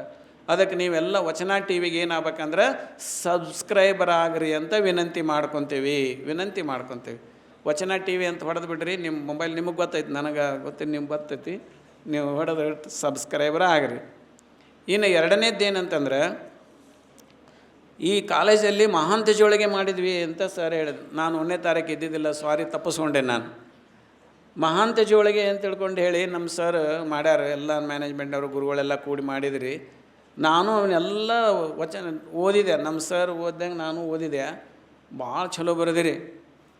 ದೊಡ್ಡ ಸರ್ ವಿಷನ್ ಏನಿತ್ತು ಅನ್ನೋದನ್ನು ಆ ವಚನ ಆ ಮಾತುಗಳ ಕವನದಲ್ಲಿ ಕಾಣ್ತೀವಿ ನಾವು. ಇಷ್ಟು ಚಂದ ಎಂಥ ವಿಷನ್ ನಾನು ಒಂದು ನೆನಪಿಟ್ಕೊಂಡೀನಿ. ಎಲ್ಲ ಭಾಳ ಚಲೋ ಬರೆದೇನೆ, ಅದು ಭಾಳ ಚಲೋ ಬರೆದಿರಿ. ಅದ್ರಾಗ ಒಂದು ನನಗೆ ನೆನಪಿಟ್ಟಿದ್ದ ವಸ್ತು ಏನಂತಂದ್ರೆ, ಅದರಲ್ಲಿ ಬಾವಿ ನೀರು ಜಗ್ಗಿ ಜಗ್ಗಿ ಬಾವಿ ನೀರು ಸೇದಿ ಸೇದಿ, ಬಾವಿ ನೀರು ಸೇದೋದು ಸೇದಿ ಸೇದಿ 70ರಲ್ಲಿ 20ರಂತೆ ಕಾಣುತ್ತಿದ್ದರು. 70 ವರ್ಷ ಆದರೂ 20ರಂಗೆ ಕಾಣುತ್ತಿದ್ದರಂತೆ. ಬೀಡಿ ಸಿಗರೇಟ್ ಸೇದಿ ಸೇದಿ 20ರಲ್ಲಿದ್ದವರೆಲ್ಲ 70ರಂತೆ ಕಾಣುತ್ತಾರೆ. ಇದು ಇದು ಅದನ್ನು ಮಂಡಿಸುವಂಥ ವಿಧಾನ ಹೇಳ್ರಿ. ಅಂದರೆ ಅವರನ್ನೆಲ್ಲ ಭಾಳ ಕಷ್ಟಪಟ್ಟು ಬಾವಿ ನೀರು ಜಗ್ಗಿ ಜಗ್ಗಿ ಯಾವುದು ಚಟ ಇಲ್ದಂಗೆ ಇದ್ದದಕ್ಕೆ 70 ವಯಸ್ಸಿನ ಮುದಕ 20ರಂಗೆ ಕಾಣ್ತಿದ್ದ. ಈಗ ಬೀಡಿ ಸಿಗರೇಟ್ ಗುಟ್ಕಾ ತಿಂದು ತಿಂದು ಸರಿಯಾಗಿ ಕುಡಿದು 20 ವರ್ಷದ ಹುಡುಗ 70 ವರ್ಷದಂಗೆ ಮುದಕಾಗ್ಯಾನ. ಅವ ಮುಂದೆ ಇನ್ನೊಂದು 10 ವರ್ಷಕ್ಕೆ ಮುಗ್ದ ಹೋಗ್ತಾವನ ಕತೆ. ಇದನ್ನು ಅಬ್ಸರ್ವೇಷನ್ ಹೆಂಗೈತೆ ಅದನ್ನು ಲೆಕ್ಕ ಹಾಕಿ. ಅಬ್ಸರ್ವೇಷನ್, ಇದಕ್ಕೆ ಥಿಂಕಿಂಗ್ ಅಂತ ಕರೀತಾರೆ. ಹಿಂಗೆ ಅಂಥ ಅಬ್ಸರ್ವೇಷನ್ಸು ಭಾಳ ಅದಾವ ಅದ್ರಾಗ. ಅದಕ್ಕೆ ಕವನಗಳನ್ನು ರಚನೆ ಮಾಡೋದು ಯಾಕಂತಂದರೆ, ಒಂದು ಲೇಖನ ಬರಿಬೋದು. ಲೇಖನ ಬರೆಯೋದಂದ್ರೆ 10 ಪುಟ ಬರಿಬೋದು. ಆದರೆ ಕವನ ಬರೆಯೋದು ಭಾಳ ಕಷ್ಟ ಐತಿ. 20-30 ಪುಟಗಳಲ್ಲಿ ಬರೀತಕ್ಕಂಥ ವಿಷಯ ವಸ್ತುವನ್ನು ಕೇವಲ 12-14 ಸಾಲಿನಲ್ಲಿ ಅದರಾಗ ಎರಕ ಹೊಯ್ಬೇಕು. 20-30 ಪುಟ ಆಗುವಂಥ ವಿಷಯ ವಸ್ತುವನ್ನು ಕೇವಲ 4 ಸಾಲಿನ ಒಂದು ಪ್ಯಾರ ಇರ್ತೈತಿ. 4 ಸಾಲಿನ ಪ್ಯಾರದೊಳಗೆ ಒಂದು ಸ್ಟಾನ್ಸಾ ಅಂತ ಕರೀತಾರೆ ಅದಕ್ಕೆ. ಆದರೆ 3 ಸ್ಟಾನ್ಸಾ ಅಂದ್ರೆ 4 ಸ್ಟಾನ್ಸಾ ಅಂದ್ರೆ ಜಾಸ್ತಿ ಆಯ್ತು, 3 ಸ್ಟಾನ್ ಅಂದ್ರೆ ಸಾಕಾಯ್ತು. 4 ಸ್ಟಾನ್ಸಾಕ್ಕಿಂತಲೇ ಹೆಚ್ಚಿಗೆ ಕವನಗಳನ್ನು ಬರೆಯೋಕ್ಕಾಗಂಗಿಲ್ಲ. ಯಾಕಂದ್ರೆ ಅದ್ರ ಮಹತ್ವ ಕಳ್ಕೊತೈತೆ ಅದು. ಅದಕ್ಕಾಗಿ ಬರೀ 3 ಸ್ಟಾನ್ಸಾದಲ್ಲಿ ತಾವು ಏನು ಮಾಡ್ತೀರಿ ಅಂತಂದ್ರೆ, ಆ ಇಡೀ ಒಂದು ಎಸ್ಸೆ ಇರುತ್ತವೆ, ಇಡೀ ಒಂದು ಸಮಗ್ರ ಚಿತ್ರಣವನ್ನು ಅದರ ಕಟ್ಟಿಕೊಡ್ತೀರಿ. ಇದರಲ್ಲಿ ಅದ್ಭುತವಾದಂಥ ಸಾಮರ್ಥ್ಯ ಬೇಕಾಗತ್ತೆ. ಅದಕ್ಕಾಗಿ ಕವಿಗಳಿಗೆ ಈ ದೇಶದಲ್ಲಿ ಬಹಳ ದೊಡ್ಡ ಗೌರವ ಐತಿ. ಅದಕ್ಕಾಗಿ ಇವತ್ತು ಆ ಕವನಗಳನ್ನು ನೀವು ಬರೆದಿರಿ. ನಮ್ಮ ಸರ್ ಹೇಳಿದ್ರೆ, ಬಿರಾದರ ಸರ್ ಅವ್ರಿಗೆ ಚಲೋ ಕವಿಗಳನ್ನು ಇಲ್ಲಿ ಕರೆಸಿಕೊಂಡು ಕವನಗಳನ್ನು ಹೆಂಗೆ ಬರಿಬೇಕು ಅಂತ ಹೇಳ್ಕೊಂಡು ಮತ್ತೆ ಟ್ರೈನಿಂಗ್ ಕೊಡ್ಬೇಕು ಅನಿಸಿದ್ರೆ ನನಗೆ ಅಂತ. ಅಂದ್ರೆ ನಿಮ್ಮ ಕವನ ಹಂಗಿಲ್ಲ ಅಂತ ಅಲ್ಲ, ನಿಮ್ಮ ಕವನ ಹಂಗೈತಿ, ಇನ್ನೂ ಹೆಚ್ಚಿನ ಹುಡುಗರಿಗೆ ಟ್ರೈನಿಂಗ್ ಕೊಟ್ಟು ಅವ್ರ ಕಡೆಯಿಂದ ಬರೆಸ್ಬೇಕು ಅನ್ನುವಂಥ ಒಂದು ಅಭಿಲಾಷೆ ಅವರಿಗೆ. ಅದಕ್ಕಾಗಿ ಅಂಥ ಕವನಗಳನ್ನು ಬರಿತಕ್ಕಂಥ ಸಾಮರ್ಥ್ಯ ನಿಮಗೆ ಅದ್ಭುತವಾಗಿ ಐತಿ. ನೀವು ಬರೀರಿ, ನೀವು ಓದ್ರಿ. ಓದೋದು ಬರೆಯೋದು ಒಂದೇ ನಿಮ್ಮ ಕೆಲಸ, ಬೇರೆ ಏನು ಅನ್ಯ ಕೆಲಸ ಮಾಡುವಂಥ ಅಗತ್ಯತೆ ಏನಿಲ್ಲ. ಮತ್ತು ನಿಮಗೇನಾದರೂ ಸ್ವಲ್ಪ ಸಮಯ ಉಳಿತಂದ್ರೆ, ನಿಮ್ಮ ಮನೆಯಲ್ಲಿ ಏನಾದರೂ ತ್ರಾಸಾಗಿತ್ತಂತಂದ್ರೆ, ಆರ್ಥಿಕವಾಗಿ ತೊಂದರೆ ಆಗಿತ್ತಂದ್ರೆ, ಲರ್ನಿಂಗ್ ಜೊತೆಗೆ ಅರ್ನಿಂಗು ಮಾಡಿರಿ. ಒಂದು 2-3 ತಾಸು ಎಲ್ಲಾದರೂ ವರ್ಕ್ ಮಾಡಿರಿ ಹೋಗಿ. ನಿಮ್ಮ ತಂದೆ ತಾಯಿಗೆ ಹೆಲ್ಪ್ ಆಗತ್ತೆ. ಅದನ್ನು ಯಾವಾಗಲೂ ನೀವೇನೈತಲ್ಲ ಅದನ್ನು ಪ್ರೆಸ್ಟೇಜ್ ಅಂತ ಯಾವುದೂ ತಿಳ್ಕೊಬಾರ್ದು. ಅದಕ್ಕೆ ಅದ್ರ ಜೊತೆಗೆ ನಮ್ಮ ಸರ್ ಒಂದು ಮಾತು ಹೇಳಿದರು. ಏನಂತಂದ್ರೆ ಫುಡ್ ಹ್ಯಾಬಿಟ್ ಬಗ್ಗೆ ಹೇಳಿದರು ಅವರು. ಈ ಫುಡ್ ಅಂದರೆ ಏನಂತಂದ್ರೆ ಒಂದು ಫ್ಯೂಯಲ್ ಇದ್ದಂಗೆ ಅದು ನಮ್ಮ ಶರೀರಕ್ಕೆ. ಫ್ಯೂಯಲ್ ಇದ್ದಂಗೆ ಅದು. ಫ್ಯೂಯಲ್ ಅಂದ್ರೆ ಗೊತ್ತಾಗತ್ತೆ, ಡೀಸೆಲು ಪೆಟ್ರೋಲ್ ಇದ್ದಂಗೆ. ಮತ್ತು ಈಗ ಸುಮಾರು ಪೆಟ್ರೋಲ್ ಹಾಕಿದ್ರೆ, ಸುಮಾರು ಡೀಸೆಲ್ ಹಾಕಿದ್ರೆ ಗಾಡಿಗೆ ಏನಾಗತ್ತೆ ಹೇಳ್ರಿ? ಏನಾಕತ್ರಿ? ಗಾಡಿ ಏನಾಗತ್ರಿ? ಕೆಟ್ಟು ಹೋಗತ್ತೆ. ಹಂಗೆ ಶರೀರನೂ ಇಟ್ ಇಸ್ ಎನ್ ವೆಹಿಕಲ್. ಶರೀರನೂ ಇಟ್ ಇಸ್ ಎನ್ ವೆಹಿಕಲ್. ನಾವು ನಡಿತೇವಿಲ್ಲ, ಶರೀರನೂ ವೆಹಿಕಲ್. ಇದಕ್ಕೂ ಕೂಡ ಬ್ಯಾಡ್ ಫ್ಯೂಯಲ್ ಹಾಕಿದ್ವಿ ಅಂದರೆ ಶರೀರ ಬೇಗನೆ ಕೆಟ್ಟು ಹೋಗ್ಬಿಡುತ್ತೆ. It is simple. ಅದಕ್ಕಾಗಿ ಶರೀರಕ್ಕೆ ಯಾವಾಗಲೂ ಕೂಡ ಪೌಷ್ಟಿಕವಾದಂಥ ಆಹಾರಗಳನ್ನೇ ಹಾಕ್ರಿ. ಅದಕ್ಕೆ ಅಪೌಷ್ಟಿಕವಾದಂಥ ಆಹಾರಗಳನ್ನು ಹಾಕಬೇಡ್ರಿ. ಅಪೌಷ್ಟಿಕವಾದಂಥ ಆಹಾರಗಳಿಂದ ಅಪೌಷ್ಟಿಕವಾದಂಥ ಮನಸ್ಸು ಬೆಳಿತೈತಿ. ಪೌಷ್ಟಿಕವಾದ ಆಹಾರವನ್ನು ಹಾಕಿದರೆ ಪೌಷ್ಟಿಕವಾದಂಥ ಮನಸ್ಸು ಬೆಳಿತೈತಿ. ಎಂಥ ಆಹಾರವನ್ನು ಉಪಯೋಗಿಸ್ತೀವಿ ಅಂಥ ಮನಸ್ಸು ಬೆಳಿತೈತಿ. ಆಹಾರಕ್ಕೂ ಮನಸ್ಸಿಗೂ ಭಾಳ ಸಂಬಂಧ ಐತಿ. ನೀವು ಶಿಸ್ತಾಗಿ ಪಾನಿಪುರಿ ತಿಂದು ಒಂದು 4-6 ಪಾನಿಪುರಿ ತಿಂದು, ಒಂದಿಷ್ಟು ಬಜಿ ತಿಂದು, ಒಂದಿಷ್ಟು ಇದು ಏನದು ಪುರಿ ತಿಂದು ಓದಾಕೊಂಡ್ರೆ ನೋಡೋಣ ಮನಸ್ಸು ಬರ್ತೈತೇನ? ಮನಸ್ಸು ಬರೋಂಗಿಲ್ಲ. ಅದು ಯಾವಾಗಲೂ ಚಂಚಲನ ಅದು. ಯಾಕಂದ್ರೆ ಕರದ ಪದಾರ್ಥ ಮನುಷ್ಯನ ಮನಸ್ಸನ್ನು ಚಂಚಲ ಮಾಡ್ತೈತೆ. ಅದು ಕರದ ಪದಾರ್ಥ ಯಾವಾಗಲೂ. ಮಸಾಲೆ ಪದಾರ್ಥ ಮನುಷ್ಯನ ಮನಸ್ಸನ್ನು ಚಂಚಲ ಮಾಡ್ತೈತಿ, ಅದರ ಜೊತೆಗೆ ಹೊಟ್ಟೆನೂ ಕೆಡಿಸ್ತೈತಿ. ಅದಕ್ಕಾಗಿ ಯಾವಾಗಲೂ ಕೂಡ ಫುಡ್ ಅಂತಂದರೆ ಅದು fuel to the mind and body. ಅದು ಮನಸ್ಸಿಗೆ ಮತ್ತು ಶರೀರಕ್ಕೂ ಕೂಡ ಅದ್ಭುತವಾದಂಥ ಒಂದು ಇಂಧನ ಅದು. ಅಂಥದನ್ನು ನಾವು ಯಾವುದು ತಿನ್ನಬೇಕು ಯಾವುದು ತಿನ್ನಬಾರ್ದಷ್ಟು ಜ್ಞಾನ ಇರಲಿಲ್ಲ ಅಂತಂದರೆ ಮುಂದೆ ನಮ್ಮ ಜೀವನದಲ್ಲಿ ಹೆಂಗೆ ಅರಿವು ಪಡಿತೀವಿ? ಅದಕ್ಕಾಗಿ ಇವತ್ತು ಈ ಅರು ಬಂತಂದ್ರೆ ಏನು ತಿಂದ್ರೆ ಒಳ್ಳೆಯದು, ಏನು ಕುಡಿದ್ರು ಒಳ್ಳೆಯದು, ಏನು ತಿಂದ್ರೆ ಕೆಟ್ಟದ್ದಾಗತ್ತೆ, ಏನು ತಿಂದ್ರೆ ಕುಡಿದ್ರು ಕೆಟ್ಟದಾಗ. ಈ ಅರಿವು ಬಂತಂದ್ರೆ ಒಂದೇ ನಿಮಿಷದಲ್ಲಿ ದುಶ್ಚಟ ಓಡ್ತೈತಿ, ಒಂದೇ ನಿಮಿಷದಲ್ಲಿ ದುಶ್ಚಟ ಓಡ್ತೈತಿ. ಆ ನಂತರ ಅನಾರೋಗ್ಯ ಅನ್ನೋದು ಹೋಗಿಬಿಡ್ತೈತಿ, ಆರೋಗ್ಯ ಪ್ರಾಪ್ತಿ ಆಗತ್ತೆ. ಇಷ್ಟು ಒಂದನ್ನು ನೀವು ಮಾಡಿರಿ, ನಾಲಿಗೆಗೆ ಗುಲಾಮರಾಗಕ್ಕೆ ಹೋಗಬೇಡ್ರಿ. ಒಂದು ಮಾತು ಕೊನೆಯದು ಹೇಳಬೇಕಂತಂದ್ರೆ, ಇವತ್ತಿನ ದೇಶದಲ್ಲಿ ಇವತ್ತಿನ ಪರಿಸ್ಥಿತಿಯಲ್ಲಿ ಕಿರಾಣಿ ಅಂಗಡಿ ಮುಂದೆ ಸಾಲು ಇರೋಂಗಿಲ್ಲ, ಆದರೆ ಕ್ಯಾನ್ಸರ್ ದವಾಖಾನೆ ಮುಂದೆ ಸಾಲುಗಡೆ ನಿಂತಿರ್ತಾರೆ. ಇವತ್ತು ಕ್ಯಾನ್ಸರ್ ಎಷ್ಟು ಕ್ಯಾನ್ಸರ್ ಅಂತಂದರೆ ಪತ್ತೆ ಹಾಕವಂತಂದ್ರೆ ಸಣ್ಣ ಮಕ್ಕಳ ಒಂದು 20 ವರ್ಷದ ಹುಡುಗರಿಂದ ಹಿಡ್ಕೊಂಡು 70 ವರ್ಷದ ಮುದುಕರವ್ರಿಗೆ ಕ್ಯಾನ್ಸರ್ ಪತ್ತೆ ಹಾಕಕತ್ತಾವ. ಅವ ಸಿಗರೇಟ್ ಸೇದಂಗಿಲ್ಲ, ಸೆರೆ ಕುಡಿಯಂಗಿಲ್ಲ, ಸಂದಾಯ ಕುಡಿಯಂಗಿಲ್ಲ, ಏನೂ ಮಾಡೋಂಗಿಲ್ಲ. ಯಾಕೆ ಕ್ಯಾನ್ಸರ್ ಆಯ್ತು? Because of bad food. ಕೆಟ್ಟವಾದಂಥ ಆಹಾರ ಎಲ್ಲ ಹೊರಗಡೆ ತಿಂತಾರೆ. ಅದರಲ್ಲಿ ಏನು ಬಳಸ್ತಾರೆ ಹೇಳ್ರಿ, ನೀವೇ ಹೇಳ್ರಿ, ಏನು ಬಳಸ್ತಾರ? ಟೇಸ್ಟಿಂಗ್ ಪೌಡರ್ ಡೈರೆಕ್ಟ್ಲಿ ಏನಾಗತ್ತೆ, ಕ್ಯಾನ್ಸರ್ಗೆ ಕಾರಣ ಆಕತಿ. ಒಂದು 7-8 ವರ್ಷ ನೀವು ಅದನ್ನು ಹೊರಗಡೆ ತಿಂದ್ರಿ ಅಂತಂದರೆ 100% ಕ್ಯಾನ್ಸರ್ ಬರ್ತೈತಿ. ಏನು ಸೆರೆನೂ ಕುಡೋದಿಲ್ಲ, ಸಿಗರೇಟ್ ಸೇರಿ ನನಗೆ ಕ್ಯಾನ್ಸರ್ ಬಂತ್ರಿ ಅಂತಂದ್ರೆ ಟೇಸ್ಟಿಂಗ್ ಫುಡ್ ಅದಕ್ಕಿಂತಲೂ ಡೇಂಜರ್ ಐತೆ. ಮತ್ತು ಹೊರಗಡೆ ಮಸಾಲೆ ಅನ್ನ ತಿನ್ನೋದು, ಪಲಾವ್ ತಿನ್ನೋದು, ಅದನ್ನು ತಿನ್ನೋದು ಅಂತಂದ್ರೆ ಎಲ್ಲ ಕಡೆನೂ ಅದನ್ನು ಮಾಡಿಬಿಟ್ಟಾರೆ. ಎಲ್ಲ ಒಂದಿಷ್ಟು ಬಾಟ್ಲಾಗ ಹೋದು ಎಲ್ಲ ಹಾಕಕತ್ತಾರೆ. ಇನ್ನೂ ಒಂದು ನಿಮಗೆ ಭಾಳ ಭಯಾನಕ ಸಂಗತಿ ಹೇಳ್ತೇನೆ ನಿಮಗೆ. ಏನಂತಂದ್ರೆ ಮನೆಯಾಗ ಗಂಡುಗಳು ಏನು ಮಾಡ್ತಾರೆ ಅಂದರೆ ಹೆಂಡತಿಗೆ ಬೈತಾರೆ. ಏನಂದ್ರೆ ರುಚಿ ಮಾಡಿಲ್ಲ, ಆ ಹೋಟೆಲ್ ನೋಡಿ ಎಷ್ಟು ರುಚಿ ಮಾಡ್ಯಾರ, ಈ ಹೋಟೆಲ್ ನೋಡಿ ಎಷ್ಟು ರುಚಿ ಮಾಡ್ಯಾರ, ಅಲ್ಲಿ ಸಾಂಬಾರು ಎಷ್ಟು ಚಲೋ ಮಾಡ್ಯಾರ, ಅಲ್ಲಿ ಅದ್ರ ಪಲ್ಯ ಎಷ್ಟು ಚಲೋ ಮಾಡಿರ್ತಾರೆ, ಇಲ್ಲಿ ಮನ್ಯಾಗ ಏನು ಅಡುಗೆನೇ ಮಾಡೋಕೆ ಬರೋಂಗಿಲ್ಲ ಅಂತ ಬೈಯೋದು ಬರೀರಿ. ಅದಕ್ಕೆ ಅವ್ರು ಏನು ಮಾಡ್ತಾರೆ, ಅವ್ರಿಗೆ ಗೊತ್ತಿಲ್ಲದಾಗ ಅವರು ಟೇಸ್ಟಿಂಗ್ ಪೌಡರ್ ತಂದು ಟೇಸ್ಟಿಂಗ್ ಪೌಡರ್ ಹಾಕಕತ್ತಾರೆ, ಹಾಕಕತ್ತಾರೆ. ಎಲ್ಲಿ ಗಂಡನ ಕೂಡ ಬೇಯಿಸ್ಕೊಳ್ಳೋದು ಮಾರ ಎತ್ತಲಾಗ ತಿಂದು ಏನು ರೀ ಯಾಕವಲ್ದಕ್ಕಂತ ದಿನ ಬೇಯಿಸ್ಕೊಳ್ಳೋ ರಗಡಾಗೈತೆ ನನಗಂತ ಟೇಸ್ಟಿಂಗ್ ಪೌಡರ್ ಹಾಕಕತ್ತಾರೆ. ಇಂಥದ್ದೊಂದು ಪರಿಸ್ಥಿತಿಗೆ ಬಂದೇವೆ ನಾವೀಗ. ಅದಕ್ಕಾಗಿ ಗಂಡು ಮಕ್ಕಳಾದವರು ಶಾಣ್ಯರಾಗಬೇಕು. ನಿಮ್ಮ ಹುಡುಗರು ತಾಯಿ ಏನೇ ಮಾಡಿಕೊಟ್ಟಿರಲಿ ವಿದೌಟ್ ಟೇಸ್ಟಿಂಗ್ ಪೌಡರ್ ಮಾಡಿಕೊಟ್ಟಿರ್ತಾಳೆ. ಅದಕ್ಕಾಗಿ ಅದನ್ನು ನೀವು ಹೋಟೆಲ್ನ ರುಚಿ ಐತಿ, ಮನ್ಯಾಗಿಂದ ರುಚಿ ಇಲ್ಲ ಅಂತ ತಿಳ್ಕೊಂಡು ಮನ್ಯಾಗಿಂದ ಉಣ್ಣೋದು ಬಿಟ್ಟು ಹೋಟೆಲ್ನಾಗ ಉಣ್ಣಾಕೆ ಬಂದರೆ ಟೇಸ್ಟಿಂಗ್ ಪೌಡರ್ ಹಾಕಿರ್ತಾರೆ, ನಮ್ಮ ಸಾಯ್ಸಾಕೆ ಹಾಕಿರ್ತಾರೆ. ಇದನ್ನು ಅರ್ಥ ಮಾಡ್ಕೊಳ್ಳಿಲ್ಲ ಅಂತಂದ್ರೆ ಮುಂದೆ ನಮ್ಮ ಜೀವನ ಹೆಂಗೆ ನಡೀತೈತಿ, ನಮ್ಮ ಆರೋಗ್ಯ ಹೋಗುತ್ತಂದ್ರೆ ನಮ್ಮ ಭವಿಷ್ಯನೂ ಹೋಗಿಬಿಡ್ತೈತಿ. ಅದಕ್ಕಾಗಿ ಈ ಫುಡ್ ಹ್ಯಾಬಿಟ್ ಬಗ್ಗೆ ನೀವು ಭಾಳ ಪರ್ಟಿಕ್ಯುಲರ್ ಆಗಿರ್ರಿ. ನೀವು ಹೋಗುವ ಹೊತ್ನ್ಯಾಗ ಒಂದು ಕೇಕ್ ಬಾಯಲ್ಲಿ ಕಡ್ಕೊತ ಹೋಗ್ತೀರಿ. ನಾನು ನೋಡೇನಿ ಭಾಳ ಮಂದಿನ ಕೇಕು ತಿನ್ನೋದು, ಬಬಲ್ ಗಮ್ ತಿನ್ನೋದು, ಇಂಥವೆಲ್ಲ ತಿನ್ಕೊತ ಹೋಗ್ತೀರಿ. ಇನ್ನು ತಿನ್ಕೊಂತಾಗ ನಾಚಿಕೆ ಬರೋಂಗಿಲ್ಲ ಅದು ಅಂದ್ರೆ ಮತ್ತೆ ಪಾಯಾಗಿ ಎಲ್ಲರ ಎದುರುಗಡೆ ಹಾಕ್ಕೊತಾರೆ. ಅದಕ್ಕೆ ನಾಚಿಕೆ ಬರೋಂಗಿಲ್ಲ. ಅಲ್ಲಪ್ಪ ನಾನೊಂದು ಒಂದು ಸೌತೆಕಾಯಿ ತಿನ್ಕೊತ ಹೋಗ್ರಿ ಅಂತಂದ್ರೆ ನಗ್ತೀರಿ ನೋಡಿ. ಹಿಂಗೆ ದಾರ್ಯಾಗೆ ಇರ್ತೈತಿ, ಬ್ಯಾಗ್ನಾಗ ಒಂದು ಸೌತೆಕಾಯಿ ಇಟ್ಕೊಳ್ರಿ, ಒಂದು ಗಜ್ಜರಿ ಇಟ್ಕೊಳ್ರಿ, ಕಡ್ಕೊತ ತಿನ್ಕೊತ ಹೋಗ್ರಿಪ್ಪ ಅಂದ್ರೆ ನಗ್ತೀರಿ ನೀವು. ಸಿಗರೇಟ್ ಸೇದ್ಕೊತ ಹೋದವಂಗೆ ದಾರ್ಯಾಗ ಗೌರವ ಕೊಡ್ತೀರಿ, ಪಾನಿಪುರಿ ತಿನ್ನೋಂಗೆ ಗೌರವ ಕೊಡ್ತೀರಿ, ಎಲ್ಲರ ಎದುರುಗಡೆ ಏನೈತಲ್ಲ ಗುಟ್ಕ ಹಾಕೋಂಗೆ ಗೌರವ ಕೊಡ್ತೀರಿ, ಮತ್ತು ಸೌತೆಕಾಯಿ ತಿನ್ಕೊತ ಹೋಗೋಂಗೆ, ಬಾಳೆಹಣ್ಣು ತಿನ್ಕೊತ ಹೋಗೋಂಗೆ, ಗಜ್ಜರಿ ತಿನ್ಕೊತ ಹೋಗೋಂಗೆ, ಏನು ಸಣ್ಣ ಹುಡುಗರಂಗೆ ಸೌತೆಕಾಯಿ ತಿನ್ಕೊತ ಅಡ್ಡಾಡಕತ್ತಾನ ನೋಡೋದು.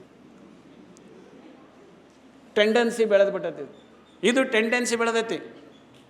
ಅದಕ್ಕೆ ನಿಮಗೇನಂತಂದ್ರೆ ಯಾರು ಸೌತೆಕಾಯಿ ತಿಂತಾರೆ, ಯಾರು ಗಜ್ಜರಿ ತಿನ್ಕೊತ ಬರ್ತಾರೆ, ಯಾರು ಬಾಳೆಹಣ್ಣು ತಿನ್ಕೊತ ಬರ್ತಾರೆ, ಯಾರು ಸೇಬುಹಣ್ಣು ಬಾಯಾಗ ಕಚ್ಕೊತ ಬರ್ತಾರೆ, ಅವ್ರಿಗೆ ಹೆಚ್ಚು ಗೌರವನ ಕೊಡುವಂಗೆ ಆಗ್ರಿ. ಹೆಚ್ಚು ಗೌರವ ಕೊಡ. ಆ ಮನುಷ್ಯ ಏನು ಮಾಡ್ತಾನಲ್ಲ ಅವನ ಕಡೆಗೆ ಐ ಡೋಂಟ್ ಲೈಕ್ ಹಿಮ್ ಅಂದ್ಬಿಡೋದು. ನಾನು ನಿನಗೆ ಗೌರವ ಕೊಡೋಂಗಿಲ್ಲ, ಐ ಡೋಂಟ್ ಲೈಕ್, ಯಾಕಂದರೆ you are chewing bad habit. ನಾನು ಗೌರವ ಕೊಡಂಗೆ, ನಾವು ಸೌತೆಕಾಯಿ ತಿನ್ನೋ ಗೌರವ ಕೊಡ್ತೇನೆ ಅಂತ. ಆವಾಗ ಸಮಾಜ ಇದು ಚೇಂಜ್ ಆಗತಿ. ಇಲ್ಲ ಅಂದ್ರೆ ಬರೀ ಹಿಂಗೆ ಹೋಗೋದೇ. ಇದು 40 ವರ್ಷಕ್ಕೆ ಬಿಡ್ತೈತಿ, ಹೋಗೇ ಬಿಡೋದ. ಅದು ಕ್ಯಾನ್ಸರ್ ಬಂತಂದ್ರೆ 20 ಲಕ್ಷ 30 ಲಕ್ಷ ರೊಕ್ಕ. ಆ ಹೆಂಡ್ತಿದ್ದಾಗ ಗಂಡಗೆ ಬಂದ್ರೆ ಹೆಂಡ್ತಿದ್ದಕ್ಕೆ ಎಲ್ಲ ತಾಳಿ ಮಾರಿ ಕೊಡ್ಬೇಕು, ಹೊಲ ಒತ್ತಿ ಹಾಕಿ ಮನೆ ಒತ್ತಿ ಹಾಕಿ ಅವನು ಸಾಯ್ತಾನ, ಇತ್ಲಾಗ ಸಾಲನೂ ಆಗಿರ್ತೈತಿ. ಎಂಥ ಅನಾಹುತ ಅದಾವೆ ಕುಟುಂಬಗಳು ಗೊತ್ತೈತೆ ನಿಮಗೆ. ದೊಡ್ಡ ಅನಾಹುತದಲ್ಲಿ ಕುಟುಂಬಗಳದಾವೆ. ಇದೆಲ್ಲ ಬರಬಾರ್ದಂತಂದ್ರೆ ನಮ್ಮ ಫುಡ್ ಹ್ಯಾಬಿಟ್ಟು ಭಾಳ ಚಲೋ ಇರಬೇಕು. ಅದನ್ನು ನಮ್ಮ ಸರ್ ಭಾಳ ಒತ್ತಿ ಹೇಳಿದರು, ಸಿದ್ಧಾಪಲ್ ಪರ್ವಿ ಸರ್. ಅದಕ್ಕಾಗಿ ಅದ್ರ ಬಗ್ಗೆ ನೀವು ಭಾಳ ವಿಚಾರ ಮಾಡಿರಿ ಅಂತ ಹೇಳಿ ಇನ್ನೊಂದು ಕೊನೆಯದು ಹೇಳ್ತೇನೆ. ಇವತ್ತು ದೊಡ್ಡ ಸ್ಟಾರ್ಗಳು ಬರ್ತಾರೆ, ದೊಡ್ಡ ದೊಡ್ಡ ಬರ್ಡಿಂಗ್ಸ್ ಹಾಕಿರೋ, ದೊಡ್ಡ ದೊಡ್ಡ ಬೋರ್ಡ್ ಹಾಕಿರ್ತಾರೆ, ಗೊತ್ತೈತಿ ನಿಮಗೆ? ದೊಡ್ಡ ದೊಡ್ಡ ಬೋರ್ಡ್. ಆನಂತರ ಟಿ ವಿಯಾಗ ಬರ್ತಾರೆ. ಅವ್ರು ಏನು ಹೇಳಕ್ಕೆ ಬರ್ತಾರೆ? ಅವರು ಎಂತೆಂಥ ಬ್ರ್ಯಾಂಡಿ ಬಾಟ್ಲಿ ಇರ್ತಾವಲ್ಲ ಅವನ್ನೆಲ್ಲ ದೊಡ್ಡ ದೊಡ್ಡ ಬೋರ್ಡ್ ಹಾಕಿ ಇವನ್ ಚೇರ್ಸ್ ಅಂತ ಹಾಕಿ ಕುಡಿರಿ ಅಂತಾರೆ. ಆನಂತರ ವಿಮಲ್ ಕೇಸರಿ ಬರ್ತಾರೆ, ತೋರಿ ಬಾಯಿ ಗಮ್ ಅಂತತಿ ಅಂತಾರೆ. ಅವರೆಲ್ಲ ಎಷ್ಟು ಚಂದ ಕೋಟಿ ಕೋಟಿಗಟ್ಟಲೆ ರೊಕ್ಕ ಹಾಕಿ ಅದನ್ನು ಪ್ರಚಾರ ಮಾಡ್ತಾರೆ, ದೇಶದ ತುಂಬ ಪ್ರಚಾರ ಮಾಡ್ತಾರೆ. ಏನಂತ ಪ್ರಚಾರ ಮಾಡ್ತಾರೆ ಅವರು? ತಿನ್ಬ್ಯಾಡ್ರಿ ಅಂತಾರೆ. ಅದ್ರಾಗ ಏನಂತಾರೆ ಅವರು? ತಿನ್ರಿ ಅಂತಾರ. ಅದನ್ನು ಕುಡಿರಿ ಅಂತಾರ. ಕುಡಿರಿ ಅಂತಾರಿಲ್ಲ, ಕುಡಿರಿ ಅನ್ನೋರು ತಿನ್ರಿ ಅನ್ನೋರು ಇಡೀ ದೇಶದ ತುಂಬ ದೊಡ್ಡ ದೊಡ್ಡ ಬೋರ್ಡ್ ಹಾಕ್ತಾರೆ ಅವ್ರದ್ದು. ಆ ನಂತರದಲ್ಲಿ ಟಿ ವಿಯಾಗೆಲ್ಲ ಬರ್ತಾರೆ, ಅರ್ಧ ತಾಸಿಗೆ ಒಂದು ಸಲ ಬರ್ತಾರೆ ಅವರು. ವಿಮಲ ಕೇಸರಿ ಅಂತಂದು ಬರ್ತಾರೆ, ಎಲ್ಲ ಜಗ್ ಬರ್ತಾರೆ. ಇಷ್ಟೆಲ್ಲ ಬರೋರು ಯಾರು ಅಂತ ಹೇಳಿದ್ರಿ ನೀವು? ಏನು ನಿಮ್ಮಂಥ ಸಣ್ಣ ಮಂದಿನ? ಯಾರು ಬರ್ತಾರೆ ಅವರು? Star people. ಎಷ್ಟು ರೊಕ್ಕ ಗಳಿಸಿರ್ತಾರೆ ಅವರು, ಸ್ಟಾರ್ ಪೀಪಲ್. ಜಗತ್ತಿನಲ್ಲಿ ಅತ್ಯಂತ ಗೌರವಾನ್ವಿತವಾದಂಥ ವ್ಯಕ್ತಿಗಳು ಬಂದು ನೀವು ಗುಟ್ಕಾ ತಿನ್ನಿರಿ, ಸೆರೆ ಕುಡಿರಿ ಅಂತ ಹೇಳ್ತಾರೆ. ನಾವು ಅವ್ರು ಬಂದ್ವಿ ಅಂದ್ರೆ ಲಕ್ಷಗಟ್ಟಲೆ ಜನ ಸೇರ್ತೇವೆ. ಗುಟ್ಕಾ ತಿನ್ನಿರಿ ಅಂತ ಹೇಳೋರು ಬಂದ್ರೆ ಅಂದ್ರೆ, ಸೆರೆ ಕುಡಿರಿ ಅಂತ ಹೇಳೋರು ಬಂದ್ರೆ ಅಂದ್ರೆ, ಅವರೆಲ್ಲ ಮತ್ತು ಟಿ ವಿಯಾಗ ಅದ್ರಾಗ ಬಂದು ಪರಿಚಯ ಆಗಿಬಿಟ್ರೆ ಜನರಿಗೆ, ಅವ್ರು ಬಂದ್ರೆ ಲಕ್ಷಗಟ್ಟಲೆ ಜನ ಸೇರಿ ಅವ್ರಿಗೆ ಆನರ್ ಮಾಡ್ತೇವೆ. ಅವ್ರ ಮಾತು ಕೇಳಿ ನಾವು ಅವ್ರು ಹೇಳಿದಂಥ ಬ್ರ್ಯಾಂಡೆಡ್ ಬಾಟ್ಲಿನ ಕುಡಿತೀವಿ, ಅವ್ರು ಬ್ರ್ಯಾಂಡೆಡ್ನ ಸಿಗರೇಟ್ ಸೇರ್ತೇವೆ, ಅವ್ರು ಬ್ರ್ಯಾಂಡೆಡ್ದ ವಿಮಲ್ ಹಾಕ್ಕೊತೇವಿ. ವಿಮಲ್ ಹಾಕೊಂಡು ಎಲ್ಲಿಗೆ ಹೋಕ್ಕೇವಿ? ದವಾಖಾನೆಗೆ ಹೋಕ್ಕೇವಿ. ಸೆರೆ ಕುಡ್ಕೊಡೋದೆಲ್ಲಿ ಹೋಕ್ಕೇವಿ? ದವಾಖಾನೆಗೆ ಹೋಕ್ಕೇವಿ. ಕೊನೆಗೆ ಸತ್ತು ಹೋಕ್ಕೇವಿ. ನಮ್ಮ ಬದುಕನ್ನು ಹಾಳು ಮಾಡುವಂಥ most responsible person in the nation ಅವರು ಇದನ್ನು ಒತ್ತಿ ಹೇಳ್ತಾರೆ, ಕುಡಿರಿ ಕುಡಿರಿ ಕುಡಿರಿ ಅಂತ ಹೇಳ್ತಾರೆ, ತಿನ್ನಿರಿ ತಿನ್ನಿರಿ ಅಂತ ಹೇಳ್ತಾರೆ. ಇಡೀ ಕುಟುಂಬವನ್ನು ಹಾಳು ಮಾಡ್ತಾರೆ. 25 ವರ್ಷದ ನಾನೇ ಕಣ್ಣಾರೆ ಕಂಡಿದ್ದೀನಿ. 25 ವರ್ಷದ ಹುಡುಗ ಬಾಯಿ ತೆಗ್ಯಾಕೆ ಬರೋಲ್ದಂಗೆ ಎಲ್ಲ ಹೋಗಿ ಸುಟ್ಟು ಬಿಟ್ಟವೆ, ಎಲ್ಲ ಕ್ಯಾನ್ಸರ್ ಆಗಿಬಿಟ್ಟತಿ. ಅವ್ರು ಬಂದು ಮ್ಯಾಗ್ ಸ್ಟಾರ್ ಪೀಪಲ್ ಬಂದು ನಿಂತು ತಿನ್ನಿರಿ ಅಂತ ಹೇಳ್ತಾನೆ. ಅವನು ಬಾಯಿ ತೋರಿಸ್ಬೇಕು, ಅವ್ನಿಗೆ ಬಾಯಿ ತೋರಿಸಿ ತಿನ್ಬೇಡ ಅಂತ ನನವ ಮತ್ತು ತಿನ್ರಿನ ಅಂತಾರೆ. ಹಿಂಗೆ ಬದುಕನ್ನು ಕೆಡಿಸುವಂಥ ಜನ, ದೊಡ್ಡ ದೊಡ್ಡ ಜನ ಬಂದಾರ. ಕುಟುಂಬ ಹಾಳು ಮಾಡ್ತಾರೆ, ಸಮಾಜ ಹಾಳು ಮಾಡ್ತಾರೆ, ವಿದ್ಯಾರ್ಥಿಗಳ ಆರೋಗ್ಯ ಹಾಳು ಮಾಡ್ತಾರೆ. ಮತ್ತಿನ್ನು ಸಮಾಜ ಸುಧಾರಣೆ ಮಾಡೋರು ಯಾರು? ಕುಡಿಬ್ಯಾಡ್ರಿ ಅಂತ ಹೇಳೋರು ಯಾರು? ತಿನ್ಬ್ಯಾಡ್ರಿ ಅಂತ ಹೇಳೋರು ಯಾರು? ತಿನ್ಬ್ಯಾಡ್ರಿ ಅಂತ ಹೇಳೋರು ಟಿ ವಿಯಾಗ ಬರ್ತಾರ. ತಿನ್ಬ್ಯಾಡ್ರಿ ಅಂತ ಹೇಳೋರು ದೊಡ್ಡ ಬೋರ್ಡ್ ಹಾಕ್ತಾರೆ. ಲಕ್ಷಗಟ್ಟಲೆ ಬೋರ್ಡ್ ಹಾಕಾಕತ್ತೆ. ನಮ್ಮ ಕುಡಿಬ್ಯಾಡ್ರಿ ಅಂತ ಹೇಳಕ್ಕೆ ನಮಗೆ ಲಕ್ಷಗಟ್ಟಲೆ ಬೋರ್ಡ್ ಹಾಕಾಕತ್ತೆ ರೊಕ್ಕ ಕೊಟ್ಟು? ಆಲೋಚನೆ ಮಾಡಬೇಕು ನೀವು. ನಮ್ಮ ಮನೆಯಲ್ಲಿ ಅಂಥ ಸಮಸ್ಯೆಗಳದಾವು. ನಮ್ಮ ತಂದೆ ಕುಡಿಬೋದು, ನಮ್ಮ ಅಣ್ಣ ಕುಡಿಬೋದು, ನಮ್ಮ ತಮ್ಮ ಕುಡಿಬೋದು, ನಮ್ಮ ಕಾಕ ಕುಡಿಬೋದು. ದಿನ ಬಂದು ತಾಯಿಗೆ ಹೊಡಿತಿರ್ತಾರೆ ಅವರು. ಆ ತಾಯಿಗೆ ಹೊಡಿವೆತ್ನಾಗ ಮಗಳು ತಾಯಿ ಮ್ಯಾಗ ಡುಬ್ಬದ ಮ್ಯಾಗ ಬೀಳ್ತಾಳೆ, ಮತ್ತು ಅಕ್ಕಿಗೂ ಹೊಡೆದು ಬೀಳ್ತಾವೆ.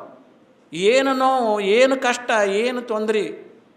ಈ ನೋವನ್ನು ದಿನ ಅನುಭವಿಸ್ತೀವಿ, ಮತ್ತು ಅವ್ರ ಮ್ಯಾಗ ಕುಡಿರಿ ಅಂತಾರೆ. ಎಂಥ ಜವಾಬ್ದಾರಿತನ ಇದು. ಇದನ್ನು ಕುಡಿಬ್ಯಾಡ್ರಿ ಅಂತ ಕುಡಿಲಾರದಂಥ ಕುಟುಂಬಗಳು ಎಷ್ಟು ಸೌಖ್ಯದಿಂದ ಅದಾವೆ. ಗಂಡ ಹೆಂಡತಿ ಚೆಂದಾಗಿರ್ತಾರೆ, ಮಕ್ಕಳು ಚೆಂದಾಗಿರ್ತಾರೆ, ಮಕ್ಕಳನ್ನ ಶಾಲೆ ಕಲಿಸ್ತಾರೆ, ಮಕ್ಕಳು ಶಾಲೆ ಕಲಿಯೋರು ದೊಡ್ಡ ದೊಡ್ಡ ದುಡ್ಡು ಕೂಡಿಡ್ತಾರೆ. ಇವರು ಕುಡಿಯೋರಿದ್ದಾರೆ, ಎಂದರೋ ದುಡ್ಡು ಕೂಡಿಡ್ತಾರೆ. ಕೂಡಿಟ್ಟಿದ್ದನ್ನು ಹೆಂಡತಿ ಕಡೆಯಿಂದ ಕಸ್ಕೊಂಡು ಹೋಗ್ತಾರೆ. ಇಂಥ ವ್ಯವಸ್ಥೆಯಲ್ಲಿ ನಾವು ಅದೇ ಇವತ್ತಿನ ದಿವಸ. ಇದ್ರ ಮ್ಯಾಗ ಯಾರು ರೆಸ್ಪಾನ್ಸಿಬಿಲಿಟಿ ಐತಿ ಇವತ್ತು? ಇದನ್ನು ನಾವು ಕುಟುಂಬ ಚಲೋ ಇತ್ತಂದ್ರೆ ಸ್ವರ್ಗ ಅದು. ಮತ್ತು ಹೆಂಡತಿಗೆ ದಬ ಬಡ್ಯಾವ ಕಸ್ಕೊಂಡು ಹೋಗಿದ್ದಾರೆ, ಕುಟುಂಬ ನರಕ ಅದು. ಇದೇ ಸ್ವರ್ಗ ನರಕ ಇದೇ ಐತಿ. ಅದಕ್ಕೆ ಇವತ್ತು ಎಲ್ಲ ಕುಟುಂಬಗಳು ಸ್ವರ್ಗ ಆಗಬೇಕಾಗಿತ್ತಂದ್ರೆ ಏನು ಮಾಡ್ಬೇಕು? ಇವತ್ತು ನಮ್ಮ ಕುಟುಂಬಗಳೆಲ್ಲ ಚಟದಿಂದ ಮುಕ್ತಿರಬೇಕು. ಚಟದಿಂದ ಮುಕ್ತಿರೋದು ನಮ್ಮ ಮನೆತೆಲ್ಲ ಸ್ವರ್ಗ ಆಗಿರ್ತೈತಿ. ಇದನ್ನೆಲ್ಲ ಹೇಳೋರು ಯಾರು? ಮತ್ತು ಕುಡಿಬೇಡ್ರಿ ಅಂತ ಹೇಳೋರು ಯಾರು ಅದಾರ ಹೇಳ್ರಿ?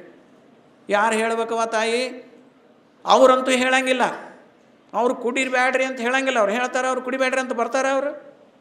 ಅವ್ರು ಕುಡಿಬೇಡ್ರಿ ಅಂತ ಹೇಳಕ್ಕೆ ನಾವು ಎಕ್ಸ್ಪೆಕ್ಟೇಷನ್ ಮಾಡೋಕ್ಕೆ ಸಾಧ್ಯ ಐತಿ. ಅವ್ರು ಕುಡಿಬೇಡ್ರಿ ಅಂತ ಹೇಳ್ಬೇಕಂತ ಎಕ್ಸ್ಪೆಕ್ಟೇಷನ್ ಮಾಡೋಕ್ಕೆ ಸಾಧ್ಯ ಐತಿ? ದೊಡ್ಡ ದೊಡ್ಡ ಬಡ್ಡಿಂಗ್ಸ್ ಹಾಕ್ತಾರೆ. ಅವ್ರಿಗೆ ಹಿಂಗೆ ಬಡ್ಡಿಂಗ್ಸ್ ಹಾಕಬೇಡ್ರಿ ಅಂತ ಹೇಳೋಂಥ ತಾಕತ್ತು ನಮಗೈತಿ? ಮತ್ತು ಹೇಳೋರು ಯಾರು? ಚಿಂತನೆ ಮಾಡಿರಿ. ಯಾರು ಹೇಳಬೇಕು? ಯಾರು ಹೇಳ್ಬೇಕವ? ಯಾರು ಹೇಳಬೇಕು? ಆನ್ಸರ್ ಯಾರು ಹೇಳಬೇಕು? ನಾವೇ ಹೇಳಬೇಕು. ಅವರಂತೂ ಹೇಳೋದಿಲ್ಲ.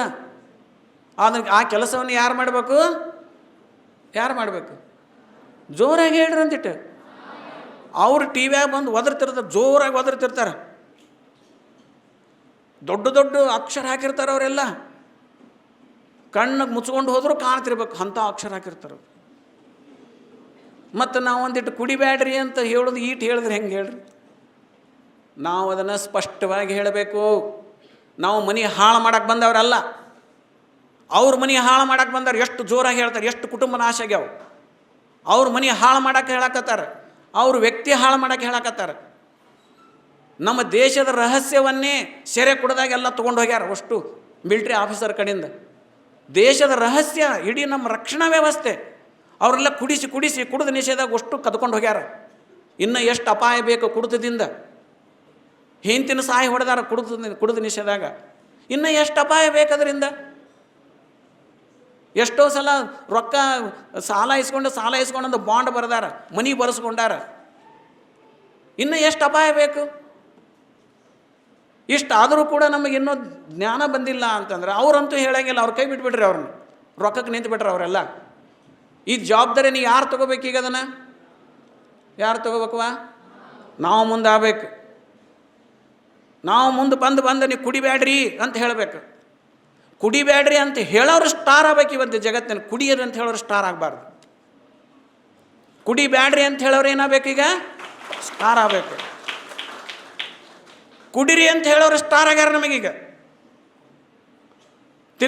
ತಿನ್ರಿ ಅಂತ ಹೇಳೋರು ಸ್ಟಾರ್ ಆಗ್ಯಾರ. ಅದಕ್ಕೆ ನೀವೆಲ್ಲ ಸ್ಟಾರ್ ಆಗಬೇಕು. ಏನಂತ? ಕುಡಿಬ್ಯಾಡ್ರಿ, ತಿನ್ನಬ್ಯಾಡ್ರಿ. ಅದಕ್ಕಾಗಿ ನಾವು ರಾಯಭಾರಿಗಳಾಗಬೇಕು. ವ್ಯಸನ ಮುಕ್ತ ಸಮಾಜದ ರಾಯಭಾರಿಗಳಾಗಬೇಕು. ಅಂದಾಗಿ ಸಮಾಜ ಸುಧಾರಿಸುತ್ತೆ. ಇಲ್ಲ ಕುಡುಕತನ ಎಲ್ಲ ನಾಶ ಮಾಡಿ ಹೋಗೋದು ಬಿಡ್ತೈತಿ ಇದೆಲ್ಲ. ಅದಕ್ಕಾಗಿ ಇವತ್ತು ಎಷ್ಟೋ ಕುಟುಂಬ, ನನಗಿಂತಲೂ ನಿಮಗೆ ಅನುಭವ ಜಾಸ್ತಿ ಐತಿ. ನಿಮ್ಮ ಮನೆ ಪಕ್ಕದವ್ರು ಕುಡಿತಿರ್ತಾರೆ, ನಿಮ್ಮ ಮನೆ ಪಕ್ಕದವ್ರು ಅನುಭವಿಸ್ತಿರ್ತಾರೆ. ನನಗಿಂತಲೂ ಜಾಸ್ತಿ ನಿಮಗೆ ಅನುಭವ ಐತಿ. ಅದಕ್ಕಾಗಿ ಜವಾಬ್ದಾರಿಯನ್ನು ನಾವೇ ಹೊರಬೇಕು. ನಾವು ಹೊರಲಾರದೆ ಇದು ಕೆಲಸ ಆಗಂಗಿಲ್ಲ. ಅದಕ್ಕಾಗಿ ನೀವೆಲ್ಲರೂ ಅದರ ರಾಯಭಾರಿಗಳಾಗಿ, ನೀವು ಯಾರು ಕಾಣ್ತಾರೆ ನೋಡು, ಅಪರಿಚಿತರನ್ನಲ್ಲ, ಪರಿಚಯ ಇದ್ದವರು ಯಾರು ಕಾಣ್ತಾರಲ್ಲ ಆ ಕಂಡವ್ರಿಗೆ ಏನು ಹೇಳ್ಬೇಕಂದ್ರೆ, ದೊಡ್ಡವಿ ಅಂದ್ರೆ ಅಣ್ಣ ಕುಡಿಬೇಡ, ದಯವಿಟ್ಟು ಕುಡಿಬೇಡಪ್ಪ, ನಿನಗೆ ಕ್ಯಾನ್ಸರ್ ಬರ್ತೈತೆ ಅಂತೇಳಿ. ಸ್ವಲ್ಪ 40-50 ವರ್ಷ ಅಂದ್ರೆ ಅಪ್ಪ ಅಂತ ಕರೀರಿ, ತಮ್ಮ ಅಂತ ಕರೀರಿ. ಕರೆದು ತಮ್ಮ ಕುಡಿಬೇಡ, ಒಂದು ಮಾತು ಹೇಳಿ ಹೋಗ್ರಿ ಸಾಕು. ಒಂದೇ ಮಾತು, 2 ಬೇಡ, ಒತ್ತಾಯ ಮಾಡಬೇಡ, ಒಂದು ಮಾತು ಹೇಳ್ರಿ. ಇದರಿಂದ ಏನಾಕತ್ತೆ ಅಂದ್ರೆ ನಾವು ಅವ್ರ ಮನೆ ಹಾಳು ಮಾಡೋಕ್ಕೆ ಹೇಳ್ತೇವೆ, ಅವ್ರ ಮನೆ ಉದ್ಧಾರ ಮಾಡೋಕ್ಕೆ ಹೇಳ್ತೇವೆ. ಅದು ದೊಡ್ಡ ಪುಣ್ಯ ಐತೆ ನಮಗದ. ಬಾಯಿ ಕುಡಿತಿರ್ತಾನ, ನಾವು ಹಂಗೆ ನೋಡ್ಕೊತ ಹೋಕ್ಕೇವಿ. ಅವ ಸೇರ್ತಿರ್ತಾನ, ನೋಡ್ಕೊತ ಹೋಕ್ಕೇವಿ. ಅವ ಗುಟ್ಕ ಹಾಕ್ತಿರ್ತಾನ, ನೋಡ್ಕೊತ ಹೋಕ್ಕೇವಿ. ಅದಕ್ಕಾಗಿ ನಾವು ಹಿಂಗೆ ಸುಮ್ಮನೆ ಇದ್ದವ್ರು, ಚಲೋ ಇದ್ದವ್ರು ಸುಮ್ಮನೆ ಹೋದ್ವಿ ಅಂದ್ರೆ, ಚಲೋ ಮನುಷ್ಯರೆಲ್ಲ ಸುಮ್ಮನೆ ಹೋದ್ವಿ ಅಂತಂದ್ರೆ ಸುಮಾರು ಮಂದಿನ ಜಾಸ್ತಿ ಆಕತಿ. ಅದಕ್ಕಾಗಿ ಒಳ್ಳೆ ಜನ ಏನು ಮಾಡ್ಬೇಕಂತಂದ್ರೆ, ಇಂಥ ಅಭಿಯಾನದಲ್ಲಿ ಅವರು ಸಕ್ರಿಯ ಪಾತ್ರ ವಹಿಸಿದ್ರೆ ಆ ಚಟ ಎಲ್ಲ ಮುಕ್ತ ಆಗತ್ತೆ. ಆವಾಗ ಸಮಾಜ ಜಾಗೃತ ಐತೆ ಅಂತಾರೆ. ಸುಮ್ಮನೆ ನೀವು 10 ಹೆಣ್ಣು ಹುಡುಗರು ಊಟಕ್ಕೆ ಹಾಕಕತ್ತಂದ್ರೆ 10 ಹೆಣ್ಣು ಹುಡುಗರು, ಅಣ್ಣ ತಿನ್ನಬೇಡಣ್ಣ ನಿನಗೆ ಕ್ಯಾನ್ಸರ್ ಬರ್ತೈತಿ, ಒಂದು ಮಾತು ಹೇಳೋಬಿಟ್ರೆ ಅವೇರ್ನೆಸ್ ಬಂದುಬಿಡ್ತೈತೆ. ಅವು ಯಾರೂ ಹೇಳಂಗಿಲ್ಲ, ಮನ್ಯಾಗ ತಂದೆನೂ ಹೇಳಂಗಿಲ್ಲ, ತಾಯಿ ಹೇಳಂಗಿಲ್ಲ. ತಂದೆ ಹೇಳಿದ್ರೆ ನಮ್ಮ ಮನೆ ಬಿಟ್ಟೋಕೆ ನೋಡಂತಾರೆ ಅವರು. ಇಂಥದ್ದೊಂದು ಭಯಾನಕವಾದಂಥ ಸ್ಥಿತಿ ನಮ್ಮ ಕುಟುಂಬದಲ್ಲಿ ಐತಿ. ಅದಕ್ಕಾಗಿ ಅದಕ್ಕೆ ರಾಯಭಾರಿಗಳಾಗಿ ಯಾರು ವರ್ತಿಸ್ಬೇಕು? ಇವತ್ತು ಭಾಳ ಹೊತ್ತು ಮಾತಾಡಿ ನಿಮಗೆ ಬೇಸರ ಆಗಿರಬೇಕು. ಆದರೆ ನೀವು ಗಂಭೀರವಾದಂಥ ವಿಷಯ ಐತಿ, ಇದನ್ನು ಜವಾಬ್ದಾರಿ ತೊಗೊಳ್ಳಿ ಅಂತ ನಾನು ಹೇಳಿದ್ದೀನಿ. ಅದಕ್ಕಾಗಿ ಅದನ್ನು ತಾವೆಲ್ಲ ಅದನ್ನು ಮನಸ್ಸಿನಲ್ಲಿ ಇಟ್ಕೊಂಡು ಆ ಕೆಲಸ ಮಾಡಿರಿ ಅಂತ ತಮ್ಮಲ್ಲಿ ವಿನಂತಿಯನ್ನು ಮಾಡಿಕೊಂಡು